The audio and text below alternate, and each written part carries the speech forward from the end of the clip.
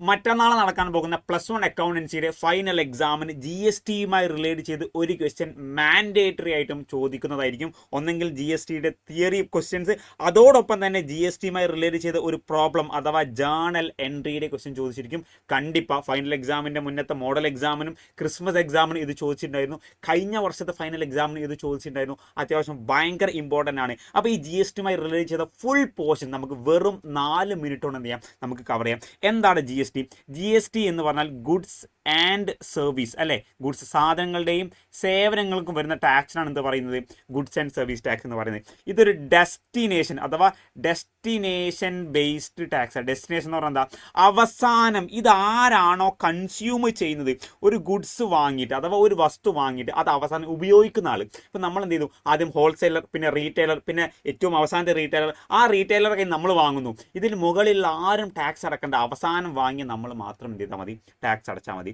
Next GSTയുടെ components എന്ന് പറയുന്നത് CGST, SGST, IGST. ഇതെന്താ മക്കളെ, state GST, central GST, integrated GST. ഒരു സ്റ്റേറ്റ് മറ്റൊരു സ്റ്റേറ്റിലേക്ക് വാങ്ങുകയോ വിൽക്കുകയോ ചെയ്യുമ്പോഴാണ് എന്ത് ചെയ്യുന്നത്, IGST അഥവാ ഇൻ്റർ സ്റ്റേറ്റിലാണ് എന്ത് ചെയ്യുന്നത്, IGST. ഇൻട്രാ സ്റ്റേറ്റ് അഥവാ കേരളം തമിഴ്നാടിന് വിൽക്കുകയാണെങ്കിൽ അതെന്താണ്, അത് CGSTയും SGST ആണ്. കേരളം ജമ്മു കാശ്മീരിലേക്ക് വിൽക്കുമ്പോഴാണ് എന്ത് ചെയ്യുന്നത്, ഇൻ്റർ സ്റ്റേറ്റ് അഥവാ IGST വരുന്നത്. ഇനി നെക്സ്റ്റ് ക്വസ്റ്റ്യൻ എന്താണെന്ന് വെച്ചാൽ GSTയുമായി ബന്ധപ്പെട്ട് GSTയുടെ അഡ്വാൻറ്റേജ് അല്ലെങ്കിൽ GSTയുടെ ഫീച്ചേഴ്സ് ചോദിക്കും. ഇത് രണ്ടും സെയിമാണ്. കാരണം ഒന്ന്, GST ഓൾ അതർ ടാക്സ്, ബാക്കി ടാക്സുകൾ എന്തൊക്കെ, ബാക്കി ഇൻഡയറക്റ്റ് ടാക്സിനെ എലിമിനേറ്റ് ചെയ്തു, അതെന്ത് ചെയ്തു, അത് ഒഴിവാക്കി.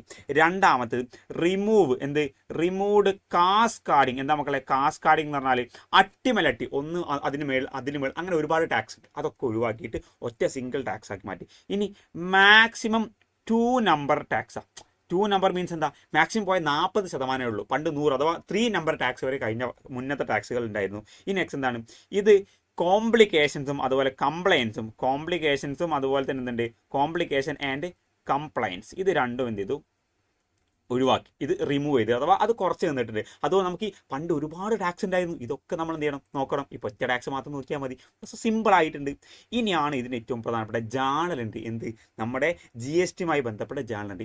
GSTയുമായി ബന്ധപ്പെട്ട് നമ്മൾ പർച്ചേസോ അല്ലെങ്കിൽ സേവനം അഥവാ നമ്മളൊരു എക്സ്പെൻസ് പേ ചെയ്യുകയോ പർച്ചേസിൻ്റെ പേയ്മെൻറ്റ്സോ ആണെങ്കിൽ അവിടുത്തെ ജേണലുണ്ട് എന്ന് പറയുന്നത് GSTയെ ഡെബിറ്റ് ചെയ്യുക എന്ന് നമുക്ക് നോക്കാം. First, purchase of goods for cash ലോക്കലാണെങ്കിൽ എന്താ, CGST, SGST. ലോക്കലല്ല, മറ്റൊരു സ്റ്റേറ്റിലേക്കാണെങ്കിൽ അവിടെ IGST വരിക. അപ്പോൾ പർച്ചേസിൻ്റെ എൻട്രി എന്താ, സിമ്പിളാണ്, purchase account debit to bank അല്ലേ, 1 lakh rupees. പക്ഷെ ഇവിടെ എന്ത് ചെയ്യണം, CGST account debit, SGST account debit. എത്ര CGST, 9% CGST, 9% SGST. അപ്പം 9,000 ബാങ്കിലേക്ക് നമ്മൾ എന്ത് ചെയ്യണം, 1,18,000 രൂപ കൊടുക്കണം. അപ്പോൾ നമ്മൾ പർച്ചേസ് ചെയ്യുന്നതിന് പുറമെ ടാക്സ് കൂടി നമ്മൾ എന്ത് ചെയ്യണം, കൊടുക്കണം. ഇനി ഇത് സെയിലാണെങ്കിലോ, ഇതേ ഐറ്റം സെയിൽ ചെയ്യുമ്പോൾ സെയിം എൻട്രി ആണ്. എന്താ മക്കളെ, സെയിൽ നേരെ തിരിച്ചല്ലേ, ബാങ്ക് അക്കൗണ്ട് ഡെബിറ്റ്. എന്താ മക്കളെ, bank account debit to sale അല്ലേ, ടു സെയിൽ. പക്ഷേ നോക്കണം, സെയിൽ എത്രയാണ്, 1 lakh rupees ഐറ്റംസ് സെയിൽ ചെയ്യുന്നത്. ആ സമയത്ത് ടു CGST ടു SGST എത്രയാ, 9,000. ടോട്ടൽ എന്ത് ചെയ്യും, നമുക്ക് 1,18,000 കിട്ടും. അപ്പോൾ നമ്മളൊരു വസ്തു വിൽക്കുകയാണെങ്കിൽ നമ്മളെ കയ്യിൽ നിന്ന് വാങ്ങുന്ന ആൾ ഈ ഒരു വസ്തുവിൻ്റെ ടാക്സ് അടക്കം നമുക്ക് എന്ത് ചെയ്യണം, തരണം. ഇനി അതേപോലെ നോക്കും, ഫർണിച്ചർ വാങ്ങുമ്പോഴും സെയിം തന്നെ. എന്താണ്, furniture account debit, CGST account debit, SGST account debit to cash. Insurance pay ചെയ്യുമ്പോൾ എന്താ, സെയിം തന്നെ. എന്താ മക്കളെ, ഇൻഷുറൻസ് അക്കൗണ്ട് ഡെബിറ്റ്. എന്താ മക്കളെ, insurance account debit, CGST account, SGST account to bank അല്ലെങ്കിൽ ടു ക്യാഷ്. ക്ലിയർ ആണോ, ക്ലിയർ അല്ലേ?